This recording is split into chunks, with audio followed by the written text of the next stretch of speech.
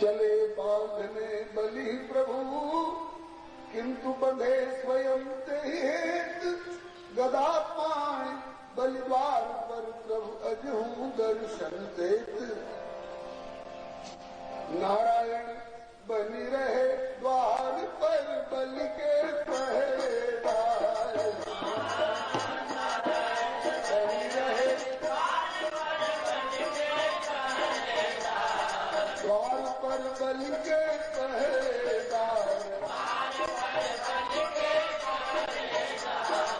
ब्राह्मण बन के चाले निकले सब जग से पालनहार।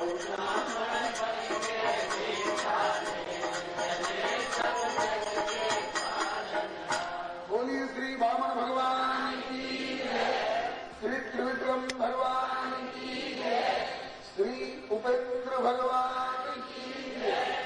आजकल हम लोग काम करने करेंगे छोटा, अब पद लेना चाहेंगे सबसे बड़ा, लेकिन भगवान ने काम किया सबसे बड़ा और पद लिया छोटा।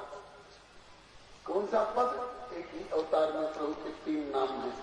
छोटे रहे तो वामन, बढ़ गए तो त्रिविक्रम, और फिर अपने सहज रूप में आ गए तो इंद्र के छोटे भाई उपेंद्र। उपेंद्र माने इंद्र का समीपी, उनसे छोटा। अब इसके बाद वामन भगवान ने शुक्राचार्य जी से कहा, आचार्य देव आप अपने यजमान से यज्ञ करा रहे थे, मैंने बीच में लेन देन का काम छेड़ दिया, मेरा काम हो गया। अब आपके यज्ञ में कुछ कसर रह गई हो तो उसकी पूर्ति करा लीजिए। शुक्राचार्य बोले कि अब क्या बाकी रहा? अब क्या बाकी रहा का 2 भाव। सामान्य स्थूल भाव तो ये है कि आपने सब कुछ बलि से ले लिया, अब इसके पास एक नारियल का गोला भी तो नहीं बचा है जिससे पूर्णाहुति कराऊं। अब क्या बाकी रहा? लेकिन ये सामान्य भाव है। विशेष भाव यह है कि बलि के यज्ञ में अब कसर कहां बाकी रही।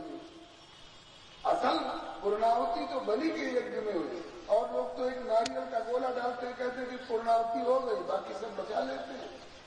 और अपने संपूर्ण की आहुति तो बलि में दी है आपके चरणों में, इसलिए पूर्णाहुति शब्द की सार्थकता बलि के यज्ञ में हुई है। और औरों के यहाँ आहुति अग्निदेव से मंगवाते होंगे आप, हव्यवाह, डाक मुंशी, देवलोक के डाक मुंशी अग्निदेव। तो औरों के यहाँ से आप आहुति अग्निदेव के द्वारा मंगवाते होंगे, और बलि के यहाँ तो स्वयं आकर के हाथों हाथ स्वीकार किए हैं। इसलिए कुतस्तत्कर्म वैषम्यम यस्य कर्मेश्वरो भवान। अब कर्म की विषमता और त्रुटि कहाँ रह गई? फिर भी रह जाती है कसर। मंत्र बोलने में कुछ कसर रह गई, तांत्रिक विधि में कुछ कसर रह गई, स्थान में कसर रह गई, समय की बढ़िया मुहूर्त में कसर रह गई, पूजन की सामग्री में कसर रह गई। लोग पान का वो भी पूरा नहीं, एक एक टुकड़ा तोड़ तोड़ के फेंकते जाते हैं और कहते हैं कि लवण कर्पूर समाजितम ताम्बूलम संतूलितम। तो कसर रह तो गई, पान का टुकड़ा फेंक रहे हैं और कह रहे हैं कि लवण कर्पूर समाजितम, तो कसर तो रह गई। इस प्रकार से फूल नहीं मिला तो कहते हैं पुष्पा भावे अक्षतम समर्पयामि, तो कसर तो रही गई। रहती है कसर, बहुत जगह कसर रहती है। राजा महाराजाओं में यहाँ भी कसर रह जाती है कभी कभी।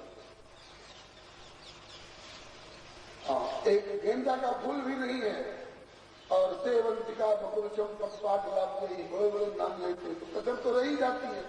लेकिन सारी कसर की पूर्ति हो जाती है एक चीज से। कौन चीज से?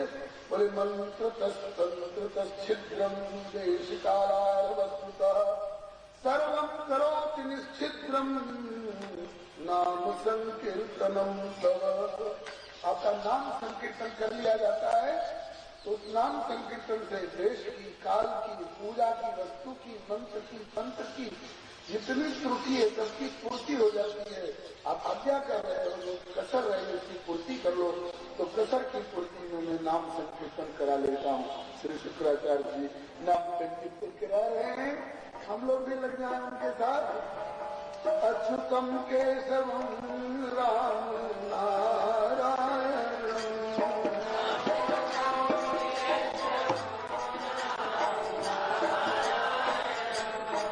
अच्युतम केशवम राम नारायण,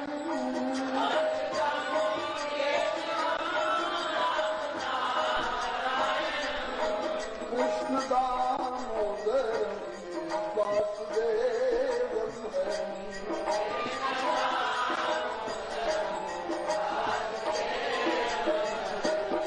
श्रीधरम माधवम गोपिका वल्लभम,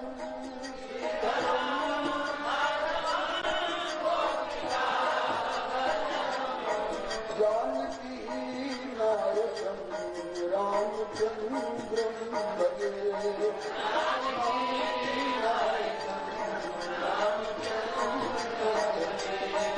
जानकी नायकम रामचंद्रम भजे,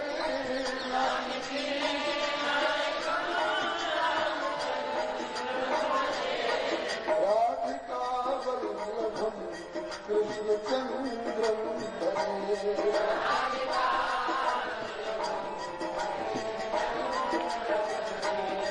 राधिका वल्लभम कृष्णचंद्रम भजे,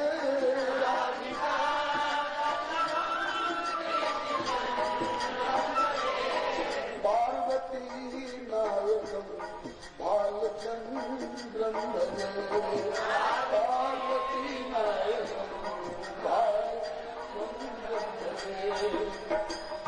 भक्तवत्सल भगवान भगवान नाम संकीर्तन की। अभी तक बलि सुतल लोक में विराजमान है प्रभु की आज्ञा से।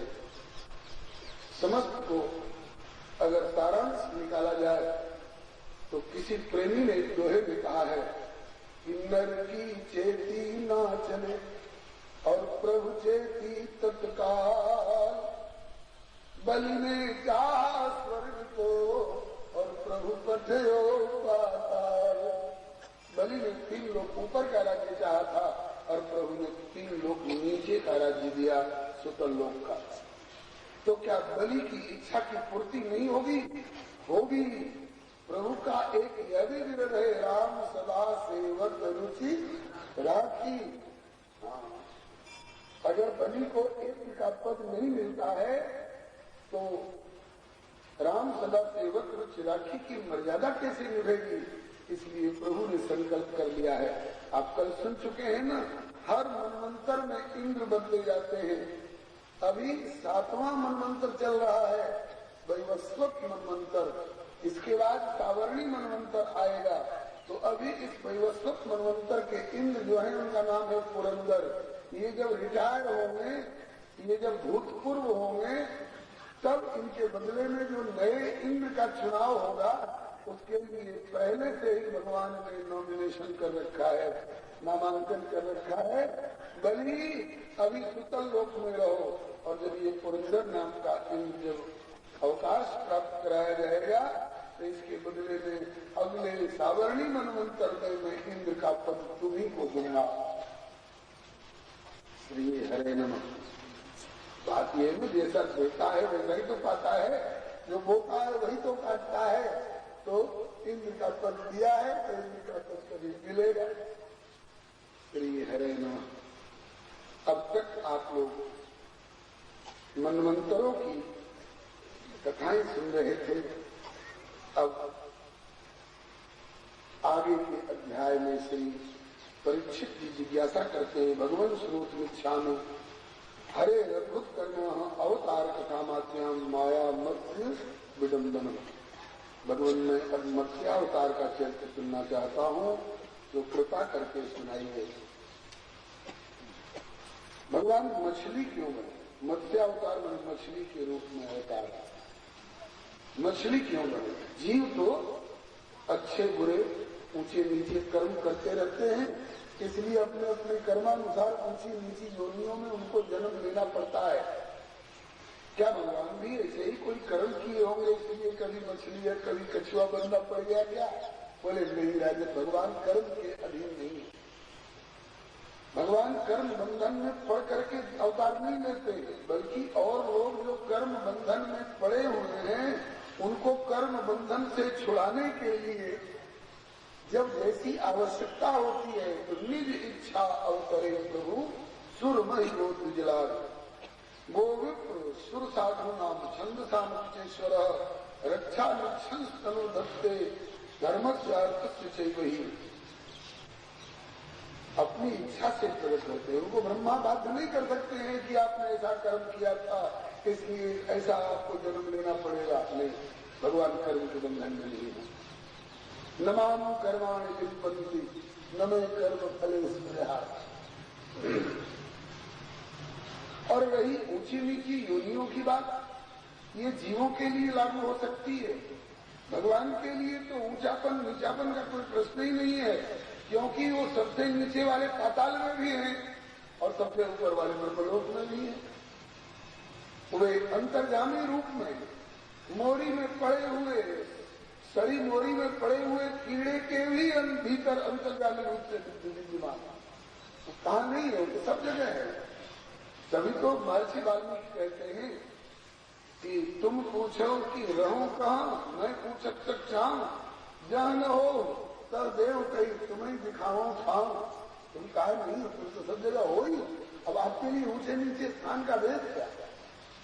अब ये जो आपकी जिज्ञासा है राजन कि मछली क्यों बने, मत्स्य के रूप में अवतार क्यों लिए, ये विशेष कारण बता रहा हूं। एक समय दक्षिणी भारत के द्रविड़ देश के राजा श्री सत्यव्रत जी कृतमाला नदी में स्नान करके तर्पण हेतु अंजलि में जल लिए। जल के साथ उस अंजलि में एक छोटी सी मछली आ गई। राजा सत्यव्रत ने सोचा जिस अंजलि के जल में मछली आ गई है इससे क्या तर्पण करेंगे, इसको छोड़ दूं, फिर दूसरा जल लेकर के तर्पण करूंगा। जब छोड़ने लगे तब तक मछली बोल पड़ी, यादोभ्यो ज्ञातिघातिभ्यो दीनाम माम दीनवत्सल कथम विसृज से राजन गीता मस्मिन सरित जले। हे राजन, इस जल के भीतर निवास करने वाले और बड़े बड़े जल जंतुओं के डर से डरी हुई मैं आपकी शरण में आई हूँ, मेरी रक्षा करो, जल में मत छोड़ो, नहीं तो मुझसे बड़े जल जंतु मुझे मार के खा जाएंगे, मेरी रक्षा करो राजन। आश्चर्य हुआ राजा सत्यव्रत को, मछली को बोलते कभी सुना नहीं गया होगा। आपने मछली की बोली सुनी है क्या? मछली को बोलते सुना नहीं गया होगा, और वो भी इतनी छोटी सी मछली बोल रही है, और वो भी इधर उधर की भाषा नहीं, देववाणी संस्कृत भाषा में बोल रही है। यादोभ्यो ज्ञातिभ्यो दीनाम माम दीनवत्सल कथम विस्तृत सेरा गीता मस्लिम शरीर जले। तो आश्चर्य की बात है। खैर जो भी हो, जब शरण रक्षा करो की प्रार्थना कर रही है तो इसकी रक्षा का विधान करना चाहिए। राजा होने के नाते प्रजा का रक्षण विधान कर्तव्य है राजा का। अपने कमंडलों के जल में छोटी सी मछली को रख ली, हट गई, छोटी सी थी, कमंडलों में खूब जगह थी, घर लाए, लेकिन सात तत्व रात्रि में वर्धमाना कमंडलऊ अलगात्मावकाशम वही। रात्रि भर में वो मछली इतनी बढ़ गई कि कमंडल में अकेले बोली अगले दिन राजन न हम कमंडल आवश्यम कृष्ण वस्तु में होता है। राजन इस छोटे से कमंडल में मेरा गुजारा नहीं होगा और बड़ा स्थान दीजिए। उसमें से निकाल कर बड़े जल पात्र में जल भरवा करके उसमें रखवाया। वहां भी एक मुहूर्त में ही और बहुत बढ़ गए, इसमें भी नहीं आते। राजन ये भी छोटा पड़ रहा है, सरोवर में डलवाया, उसमें भी बढ़ गई मछली। राजन इसमें भी गुजारा नहीं होगा। अब सत्यव्रत राजा ने कहा कि तो अब यहाँ से वहां, वहां से वहां कहाँ तक स्थानांतरण करते रहेंगे।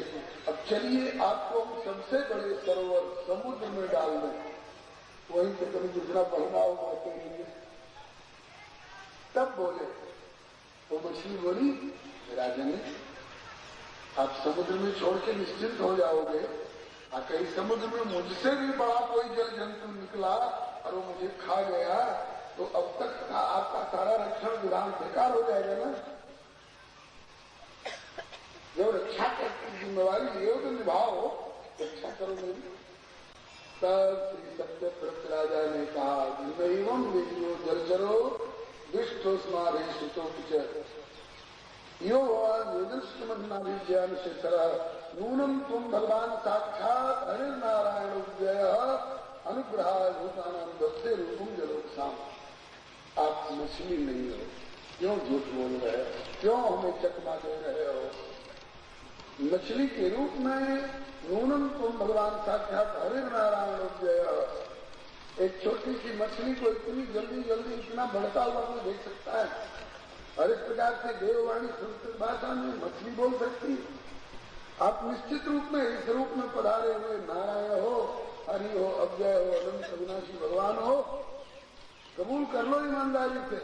और ये भी बताओ कि मछली के रूप में क्यों पधारे हो?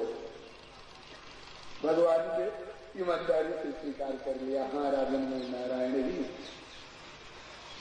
और मछली का रूप इसलिए करके आया हूं कि आज से 7वें दिन प्रलय होगा। आकाश मेघाच्छन्न दिखाई पड़ेगा, न सूर्य न चंद्र न तारे। दिन में ही रात जैसा अंधेरा हो जाएगा घने बादलों के कारण। और धागे की तरह नहीं, लाठी की तरह नहीं, मूसल की तरह नहीं, हाथी की मोटी सूंड के समान धार बादलों से बरसेगी। प्रलयकारी बादल इतना पानी बरसाएंगे कि सातों समुद्र उद्वेलित होकर एकार्णव हो जाएंगे। भूलोक डूब जाएगा, भूवर लोक डूब जाएगा, स्वर्ग लोक भी डूब जाएगा। ब्रह्मा जी के सोने का समय हो गया है। नंदित प्रलय जिसका वर्णन कल आपने सुना था। ब्रह्मा जी के सोने का समय हो गया है, सृष्टि डूब जाएगी। तुम भी, ये तीनों लोग डूब जाएंगे, भूलोक भूवर लोक स्वर्ग लोक। तुम भी अपने को डूबते हुए पाओगे। घबराना नहीं, मेरा स्मरण करना। मेरा स्मरण करते ही एक नौका आती हुई दिखाई पड़ेगी, उस पर सप्त ऋषि बैठे हुए होंगे। उस नौका में औषधि वनस्पति इत्यादि के बीज भी सुरक्षित होंगे, बासुकी नाग लगते होंगे। तुम्हारा हाथ पकड़कर ऋषि लोग उठा करके नौका में बिठा लेंगे, तुम डूबने से बच जाओगे। और फिर मेरा ध्यान करना। अभी तो मैं अंतर्धान हो जाऊंगा, फिर उस समय मेरा ध्यान करोगे तो इससे भी विशाल नियुत योजन का शरीर धारण करके इसी मत्स्य के रूप में प्रकट होऊंगा। मेरे माथे पर एक श्रृंग होगा, सिंह और वासुकी, और मेरा रंग सुनहला चमचमाता हुआ होगा। उस नौका में लिपटे हुए वासुकी नाग का एक छोर नौका में बांध देना और दूसरा छोर मेरे श्रृंग में बांध देना। जब तक प्रलयकालीन अंदर तूफान झंझावात रहेगा तब तक मैं तुम्हारी सप्तऋषियों की, उस पर विद्यमान वासुकी और औषधि वनस्पति इत्यादि बीजों की रक्षा करूंगा और अपने तत्व का उपदेश भी करूंगा। और ब्रह्मा जी के सोई हुई हालत में उनके मुख से निकले हुए चारों वेदों को जब हयग्रीव नाम का असुर चुरा कर ले जाएगा तो उस हयग्रीव को मारकर वेदों की रक्षा करूंगा। गोविप्र साधुनाम छविश्वर रक्षा धत्ते धर्म से। इसलिए मैंने ये मछली का रूप धारण किया है। प्रलय के जल में मछली के अलावा और किसकी गम हो सकती है? इसलिए मछली का रूप धारण किया है। ऐसा कर करके भगवान अंतर्धान हो गए। अब राजा सत्यव्रत उस 7वें दिन की प्रतीक्षा करने लग गए। सचमुच में 7वें दिन घनघोर बादल आने लग गए। इतने बादल आए, इतने बादल आए कि महाराज सारा आकाश काले काले बादलों से आच्छादित दिखाई पड़ने लगा। हाथी की सुर सरीखी मोटी धार से प्रलयकारी बादल वर्षा करने लग गए। सातों समुद्र उद्वेलित होकर एकार्णव हो गया। भूलोक डूब गया, भूलोक, भूवर्लोक, स्वर्गलोक, तीनों लोग डूब गए। राजा सत्यव्रत उस जल में अपने को तैरते हुए, डूबते हुए अनुभव करने लगे। उसी समय ध्यान भगवदादेशम ददृशे नावमागताम। भगवान के आदेश का ध्यान किया। प्रभु ने कहा था मेरा ध्यान करना, तो ध्यान करते ही ददृशे नावमागताम, एक नौका आती हुई दिखाई पड़ी जिस पर सब ऋषि लोग विराजमान थे। बासुकी नाग लिखते हुए थे, उसकी वनस्पति इत्यादि के बीज भी पर सुरक्षित थे। ऋषियों ने हाथ पकड़कर डूबते हुए सत्यव्रत राजा को खींचकर नौका पर उठा लिया। और तमोचूर मुने प्रीता राजन ध्यायस्व केशव। प्रसन्न होकर के ऋषियों ने कहा कि राजन क्या सोच रहे हो, किसकी याद कर रहे हो? स्त्री की, बच्चे की, अपने राजमहल की कुछ याद मत करो ऐसे समय में। केवल राजन ध्यायस्व केशव, केशव भगवान का ध्यान करो, केवल भगवान का। ऐसे संकट में एक वही ध्यान करने योग्य है, इधर उधर की याद मत करो। पुनः भगवान का ध्यान करने लगे सत्यव्रत राजा।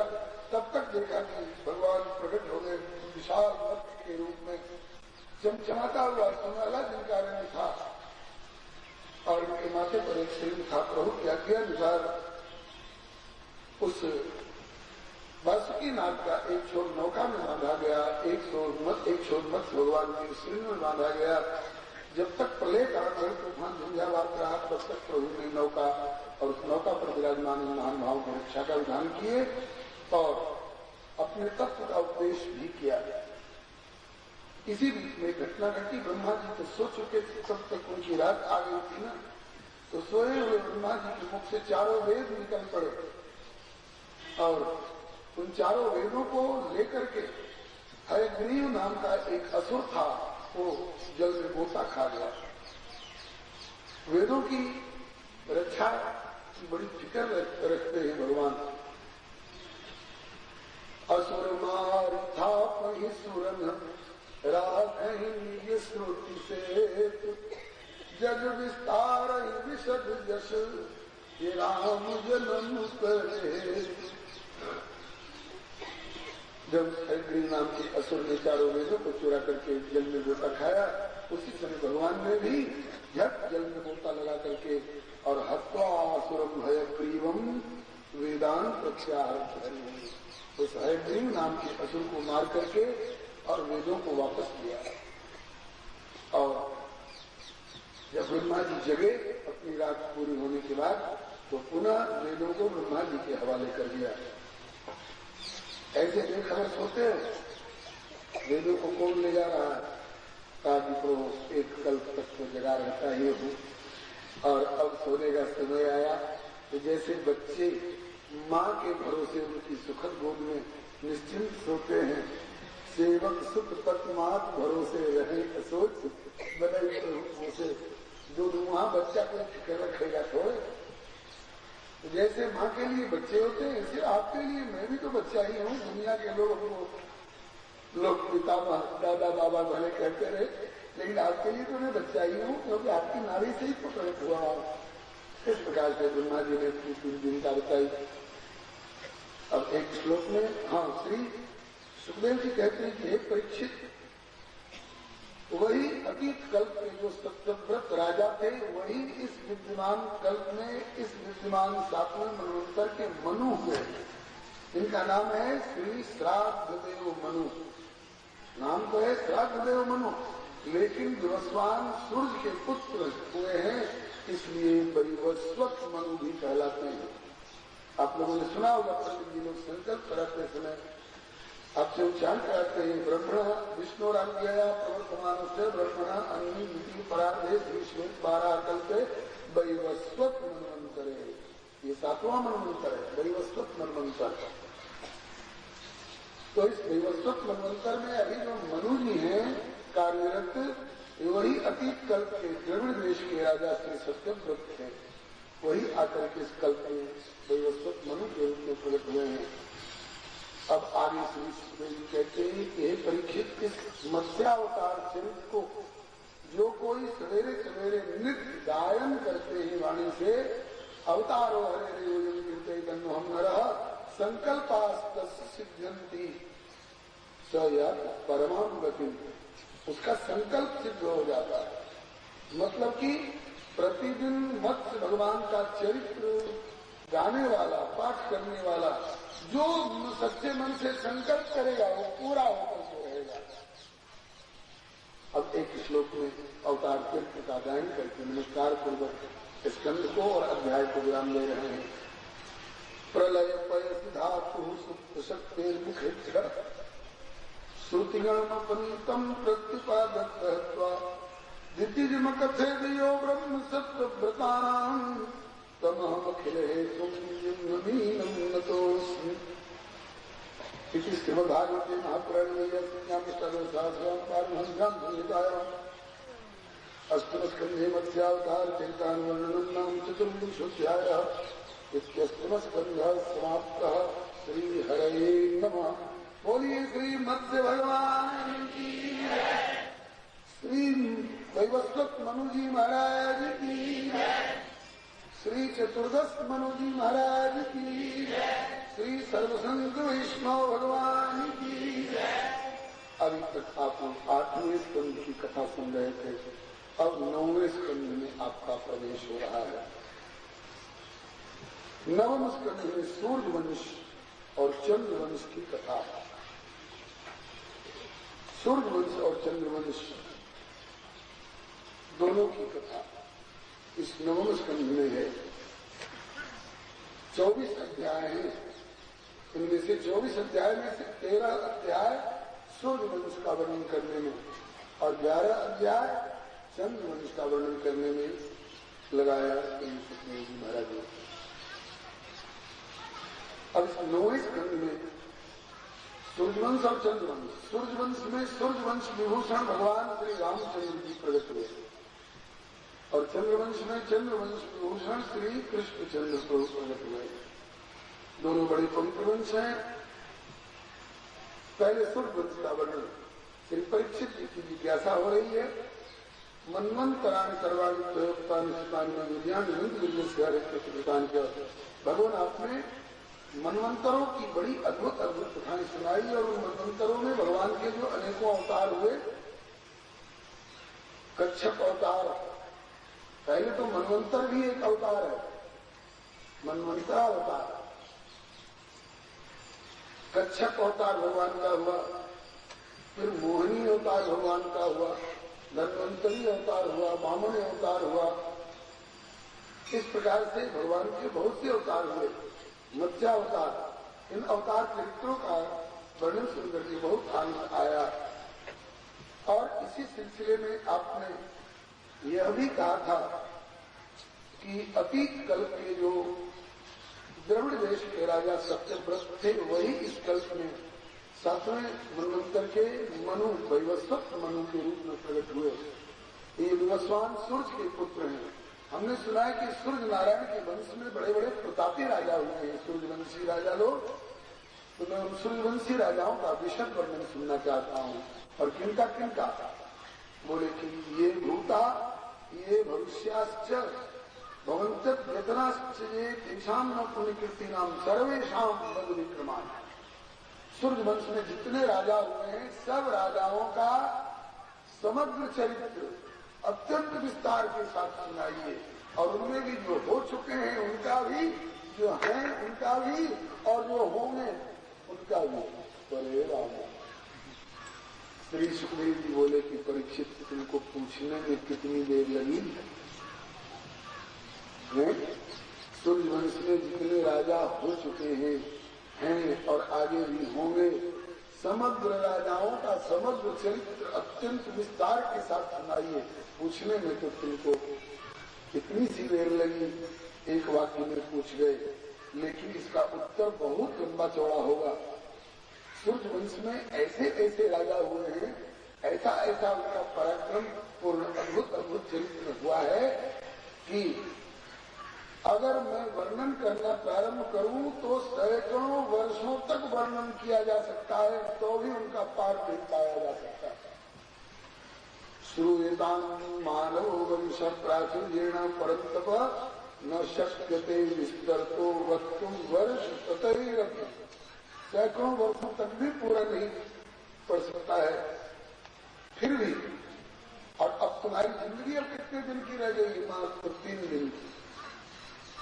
3 दिन तेरी जिंदगी के शेष रह गए। इस 3 दिन में तुम कितने सूर्यवंशी राजाओं का चरित्र सुन लोगे? सूर्यवंश के एक राजा रामचंद्र जी, उनका पूरा चरित्र गाने में लोगों को 9 दिन लगता है, रामायण का गवाह करते हुए। और वो भी केवल 41 वर्ष की लीला है जो 9 दिन में हम लोग गाते हैं।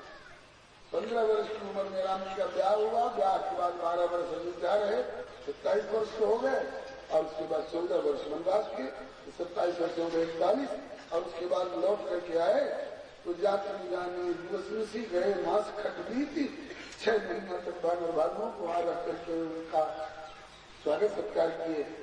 लगभग इतना ही तक का चरित्र विशेष विस्तार है। और तो कोटिन बाज वेद प्रवृत्ति है और नित्य नव चरित्र देख समझाएं।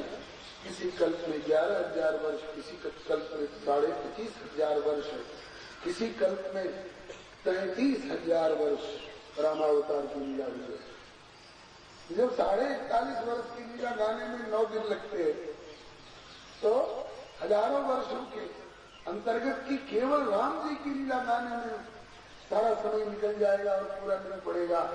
और इक्ष्वाकु और सगर और मानधाता इत्यादि ऐसे रघु इत्यादि ऐसे ऐसे प्रतापी राजा हुए हैं। कहाँ तक वर्णन करूंगा? जीवन की ओर तुम्हारी थोड़ी रह गई, फिर भी तुम्हारी इच्छा है तो सूर्यवंश के प्रमुख राजाओं के प्रमुख चरित्र सुनाऊंगा। सुनो, पहले सूर्यवंश की वंशावली दे रहे हैं। श्री आदि पुरुष अविनाशी भगवान नारायण, ये सबके मूल था, वहीं से सारी सृष्टि का उद्गम हुआ है। आदि पुरुष अविनाशी भगवान नारायण के नाभि कमल से ब्रह्मा जी का प्रादुर्भाव हुआ। आप जहां सुन ही चुके हैं, ब्रह्मा जी के 10 पुत्रों में से एक का नाम मरीचि, जिनका विवाह देवहूति की 9 कन्याओं में से एक कला देवी के साथ हुआ है। मरीचि ऋषि ने अपनी कला नाम की पत्नी के गर्भ से कश्यप और पूर्णिमा नाम के 2 पुत्र उत्पन्न किए। कश्यप की 13 और 4 17 पत्नियां हुई। तत्रो वृता पतंगी यानी दीति अदिति सुरसा इला काष्ठा अरिष्टा इत्यादि। तो उनमें से कश्यप जी की एक पत्नी का नाम है अदिति। अदिति के गर्भ से 12 पुत्र उत्पन्न हुए और 12 में से एक का नाम है विवस्वान सूर्य। फिर से समझ लीजिए, भगवान नारायण के नाभि कमल से ब्रह्मा जी के 10 पुत्रों में एक मरीचि के पुत्र कश्यप जी की अदिति नाम की पत्नी के 12 पुत्रों में से एक विवस्वान सूर्य। विवस्वान सूर्य की संज्ञा नाम की पत्नी के गर्भ से श्राद्धदेव मनु का जन्म हुआ। नाम है इनका श्राद्धदेव, लेकिन विवस्वान सूर्य के पुत्र है, इसलिए इनको वैवस्वत मनु भी कहा जाता है। श्राद्धदेव मनु कहिए चाहे वैवस्वत मनु कहिए, एक ही व्यक्ति का 2 नाम है। वैवस्वत मनु की पत्नी का नाम है श्रद्धा देवी। श्रद्धा देवी के गर्भ से 10 पुत्र उत्पन्न हुए। इक्ष्वाकु, नृप, शर्याति, दृष्ट, करुष, नरिष्यंत, तुषद, नभद और कर्ण। लेकिन इन 10 पुत्रों का भी जन्म नहीं हुआ था। उस समय मनु जी संतानहीन थे। इन्होंने संतान की प्राप्ति की इच्छा से यज्ञ करवाए। इनकी इच्छा थी पुत्र की प्राप्ति हो, लेकिन इनकी रानी श्रद्धा देवी के मन में थी कि कन्या की प्राप्ति हो। अपनी अपनी पसंद की बात है। श्रद्धा देवी ने संकल्प कराने वाले पंडितों को विशेष दक्षिणा देकर के और संकल्प कराते समय पुत्र प्राप्त्यर्थम के बदले में कन्या प्राप्त्यर्थम का संकल्प करा दिया। जैसा संकल्प वैसी सिद्धि। यज्ञ संपन्नता के बाद महाराज वैवस्वत मनु की पत्नी श्रद्धा देवी के गर्भ से एक कन्या का जन्म हुआ। कन्या का नाम हुआ ईला। मनु जी ने गुरु वशिष्ठ जी से पूछा, गुरु जी हमने तो पुत्र प्राप्ति की कामना से यज्ञ करवाया, तो कन्या कैसे हो गई? गुरु जी ध्यान करके देखे और बोले कि तुम्हारी रानी ने विशेष दक्षिणा देकर संकल्प कराने वाले पंडितों से कन्या प्राप्त कर चमकावा दिया है, तो मैं क्या करूं? जैसा संकल्प वैसी सिद्धि। मनु जी बोले, एक बात आप ध्यान रखिए, तीसरे, चौथे और पांचवें स्कंध में जो मनु जी और मनु जी की 3 कन्याएं और 2 पुत्र इत्यादि आप सुन रहे थे, वो स्वयंभू मनु थे, ब्रह्मा जी के पुत्र थे। उनकी राजधानी ब्रह्मावर्त बिठूर कानपुर के पास है।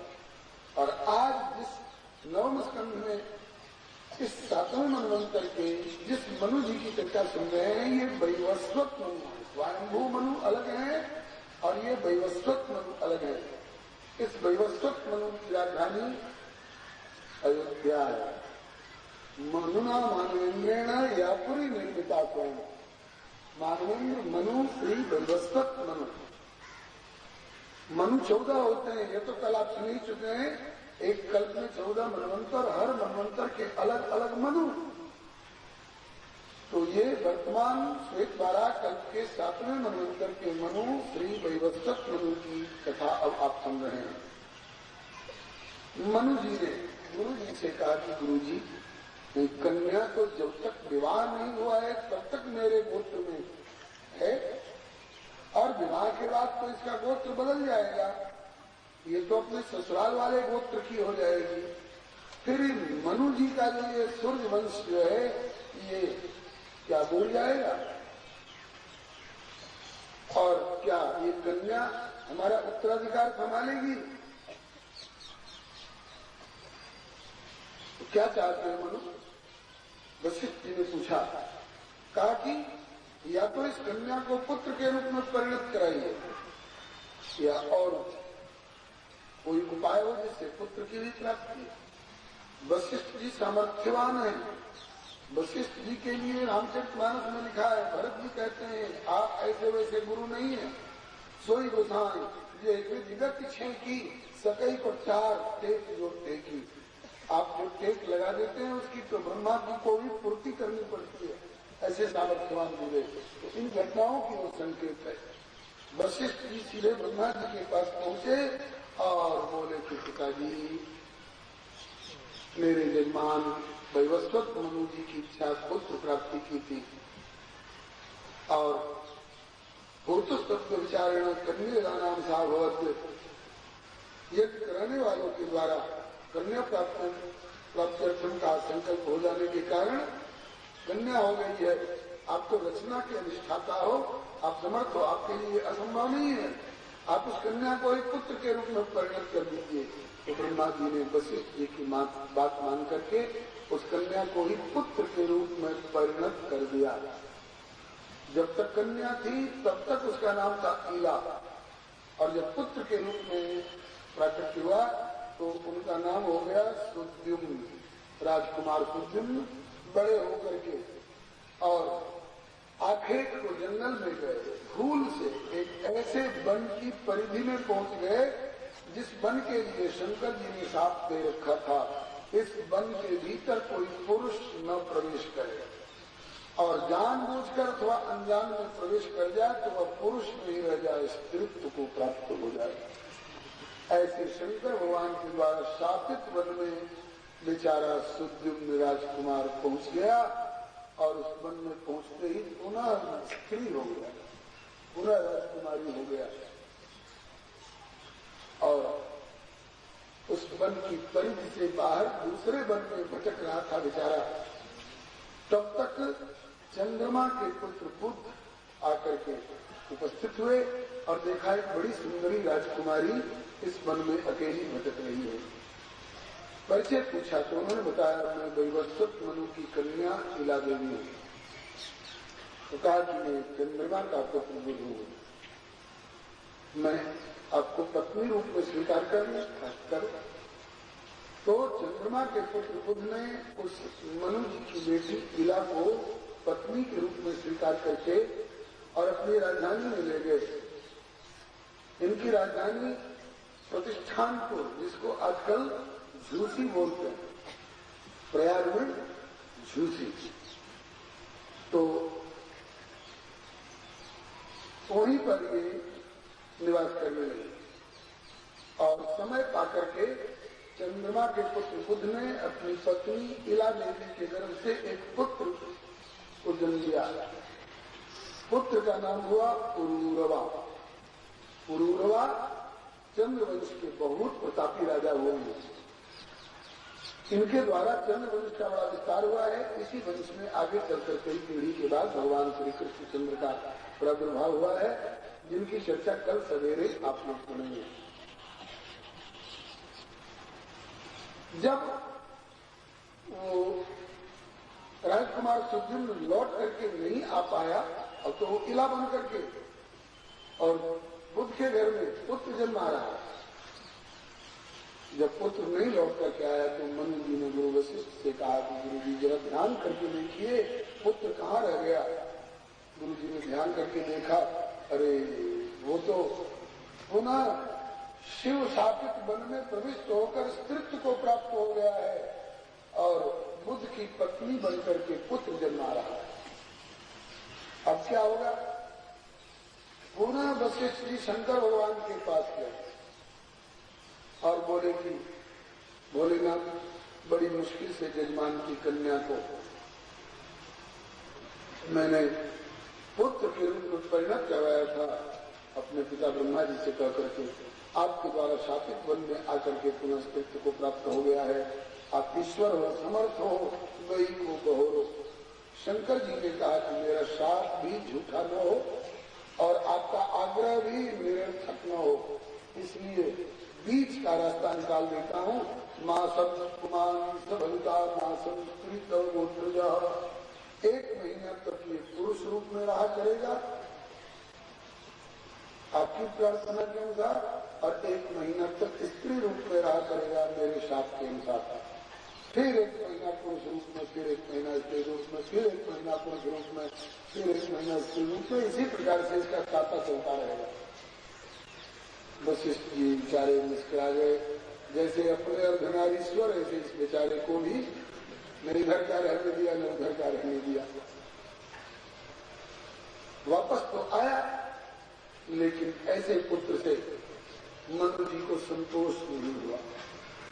जनकपुर में जब राम जी दूल्हा बन करके पधारे तो जानकी जी की सखियों ने राम जी से चिट्ठी ली है कि ऐसे मर्द आपके अयोध्या में ही हुआ करते हैं जो एक मास तक रहे पुरुष बन, 1 मास तक नारी। राम जी मुस्कुरा करके रह जाते हैं। इसके बाद मनु जी ने गुरु वशिष्ठ की सलाह से तपस्या की। तपस्या के द्वारा भगवान की प्रसन्नता लाभ की और अपनी पत्नी के गर्भ से 10 पुत्र प्रकट किए। उन 10 पुत्रों के नाम आप सुन चुके हैं। इक्ष्वाकु, नृप, शर्याति, विष्ट, धृष्ट, करुष, नविष्यन, पृषद, नभ और कवि। इनमें से पृषद का चरित्र दिया गया है। बेचारे पृषद गुरुकुल में पढ़ रहे थे अभी बचपन में वशिष्ठ जी के आश्रम पर, और गुरु वशिष्ठ ने इनको अपनी कामधेनु गौ की सेवा इनके जिम्मे दे रखी थी।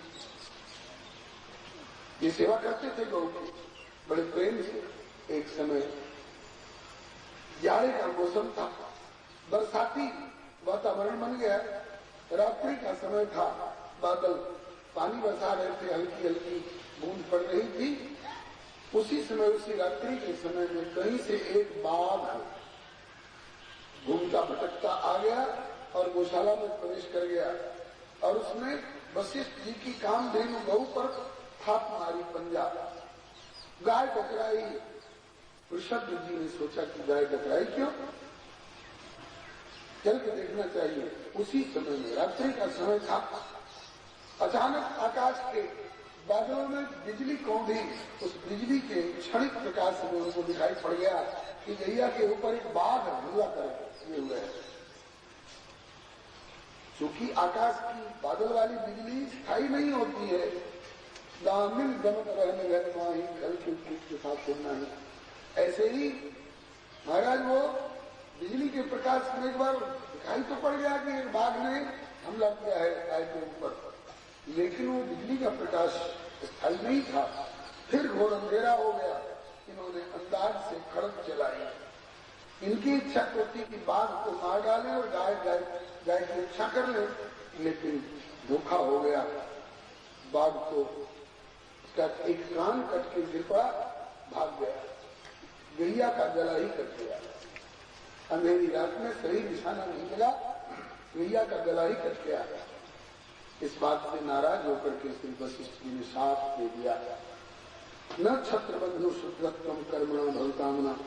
अरे पृषद, अब तो क्षत्रिय रहने लायक नहीं रहा, या शुद्रत्व को प्राप्त हो जा। गाय की रक्षा की वजह तुमने इसकी हत्या कर डाली। इस बात से पृषद नाराज नहीं हुए, दुखी नहीं हुए। गुरु जी के शाप को सिरधार करके जंगल में चले गए और भगवान का भजन करने लगे, ध्यान करने लगे। ऐसा भजन किया कि भगवान को स्वयं आकर के दर्शन देना पड़ा। भगवत दर्शन प्राप्त होते ही कृष्ण जी ने गुरु जी के प्रति बड़ी कृतज्ञता ज्ञापन की। गुरुदेव बड़ी कृपा करी आपने, जो मुझे शुद्रत्व पर उतार दिया। नहीं राजा रूप में रहता तो राजगद्दी में फंसा रहता, ये तपस्या करके और आज इसी कम समय में भगवत साक्षात्कार कहां से होता। तो इससे सिद्ध होता है कि वशिष्ठ जी जैसे गुरु, नारद जी जैसे संत अगर शाप भी दे दें तो उसमें कल्याण ही होता है। मुनिशाप दीना अतिबल कीना परम अनुग्रह मैं माना। जैसे माता पिता के तमाचे से बच्चे का कल्याण होता, इसी तरह से संतों के शाप से भी कल्याण ही होता है। अब इन पृषद के सबसे छोटे भाई, 10 भाइयों में सबसे छोटे भाई जो कवि थे, उन्होंने भी किशोर अवस्था में ही घर छोड़ करके जंगल में जाकर भजन किया और किशोर अवस्था में ही इन्होंने भगवत साक्षात्कार और भगवत प्राप्ति कर ली। मनु जी के सबसे श्री हरे नमः। मनु जी के 10 पुत्रों में एक का नाम करुष, जिससे कारुष शाखा के क्षत्रिय उत्पन्न हुए। एक का नाम दृष्ट, जिससे धात शाखा के क्षत्रिय उत्पन्न हुए। एक का नाम दिष्ट, दिष्ट के पुत्र हुए नाभाग। इन्हीं के वंश में आगे चलकर के कई पीढ़ी के बाद तृणबिंदु नाम के राजा हुए, जिनकी अलम्बुषा नाम की पत्नी के गर्भ से इडविड़ा नाम की कन्या का जन्म हुआ। इस इडविड़ा का विवाह श्री विश्रवा मुनि के साथ हुआ है, जिनसे श्री कुबेर जी का जन्म हुआ है, जो धनाध्यक्ष और कुबेर यक्षों के राजा कहे जाते हैं। अब आगे के अध्याय में वर्णन करते हैं मनु जी के। मनु जी माने वैवस्वत मनु जी। मनु जी के 10 पुत्रों में एक का नाम है शर्याती। एक बार शर्याती राजा अपनी बेटी, जिसका नाम था सुकन्या, सुकन्या को साथ लेकर के और च्यवन ऋषि के आश्रम पर दर्शन करने के लिए गए। च्यवन ऋषि थे आश्रम में ही, लेकिन समझ नहीं पाए लोग, तो समाधि में थे और इतनी दीर्घकालीन समाधि थी कि च्यवन ऋषि के शरीर पर दीमक चढ़ गई। दीमक की मिट्टी तीला जैसा लगने लगा, उसमें पौधे निकल आए थे। इस बात को समझ नहीं पाए शर्याती राजा कि ऋषि जी इसी टीले में समाधिस्थ हैं। उन्होंने सोचा कि कहीं गए होंगे, आ जाएंगे तो दर्शन करके चलेंगे। इधर शर्याती राजा ने अपने साथियों समेत उस आश्रम में डेरा डालकर प्रतीक्षा करनी प्रारंभ की और उधर उनकी बेटी सुकन्या खेलती हुई उसी टीले के पास गई और 2 छिद्र दिखाई पड़ा। 2 छिद्र में 2 चमकती हुई वस्तु दिखाई पड़ी। इस सुकन्या ने समझा कि कोई रत्न है, कांटे से कुरेद कर निकालना चाहा, लेकिन उसमें से रत्न निकलने के बजाय रक्त खून निकल आया। वो रत्न नहीं था, समाधिस्थ दशा में श्री च्यवन ऋषि की आंख की अर्धोन्मीलित पुतली चमक रही थी। उसी को रत्न समझ करके इस बेचारी ने अनजान में कुरेदना चाहा, उसमें से खून निकल आया। मतलब कि च्यवन ऋषि की दोनों आंखें फूट गई, उसमें से खून निकल आया। डर के मारे ये बता नहीं पाई है सुकन्या, लेकिन चूंकि ऋषि की दोनों आंखें फूट गई, इस दोष के मारे शरियाती राजा के साथ जितने साथी लोग थे सबका मलमूत्र अवरुद्ध हो गया, पेट फूलने लगा। मलमूत्र का प्याज नहीं हो, जैसे प्रोस्टेट ग्लैंड्स की वृद्धि पर पेशाब आना रुक जाता है, लोग ऑपरेशन कराते हैं। मलमूत्र अवरुद्ध हो गया, पेट फूलने लगा सबका। तब राजा शरियाती ने अनुमान किया, बीमारी होती, रोग होता तो एक लोग को, सबको एक ही तरह का कष्ट हुआ है। इससे मालूम होता है ऋषि के आश्रम में पहुंच करके हमारे साथियों में से किसी ने कुछ अपराध कर लिया है, जिसके कारण ये दैवी दंड मिला है। सबको एक ही तरह का कष्ट हुआ है। अपने सारे साथियों को बटोर करके कहा कि भाइयों, अगर किसी से कुछ भूल से जान में अथवा ज्ञान में कुछ अपराध हो गया हो तो अपनी भूल कबूल कर लो, ताकि उसका प्रायश्चित करके हम लोग इस कष्ट से मुक्त हो सके। ये रोग नहीं है, दैवी दंड है, सबको एक ही तरह का कष्ट हुआ है। जानबूझ कर गलती की नहीं थी सुकन्या ने, भले बाप की भली बेटी ने ईमानदारी से आगे आकर स्वीकार कर लिया, पिताजी मेरे द्वारा एक गलती हुई है। क्या? इस टीले में दो चमकीली वस्तु मुझे दिखाई पड़ी, मैंने कांटे से कुरेद कर निकालना चाहा, रत्न समझ करके उसमें से खून निकल आया। लगता है कि इसके भीतर कोई जीवित प्राणी है। जब उस टीले की मिट्टी धो करके हटाई गई तो उसमें से च्यवन ऋषि निकले। इनकी दोनों आंखें फूट चुकी थी, अभी भी रक्त का स्राव हो रहा था। घबरा गए, कांप गए शरियाती राजा और चरणों में लौट गए। भगवान, मैं सूर्यवंश के महाराज वैवस्वत मनु के 10 पुत्रों में से एक हूँ, शरियाती मेरा नाम है। मैं आपके दर्शन के लिए आया था। मेरी बेटी से बाल स्वरूप चंचलता में भूल हो गई है कि आपकी आंखें फूट गई हैं, आप इस बेटी के अपराध को क्षमा करें। च्यवन ऋषि मुस्कुराए और बोले कि राजन, जानबूझकर गलती नहीं की गई, इसलिए क्षमा कर सकता हूँ, लेकिन एक शर्त के साथ। तब मेरी आंखें तो रही नहीं, मैं इस लायक रहा नहीं कि कुआं पर जाकर के 2 लोटा जल निकाल लाऊं। नेत्रहीन अवस्था में मेरी मदद करने के लिए आप अपनी कन्या सुकन्या को मेरे हाथ में मेरी पत्नी के रूप में सौंप दो, ताकि मेरी पत्नी के रूप में मेरी सेवा किया करेगी।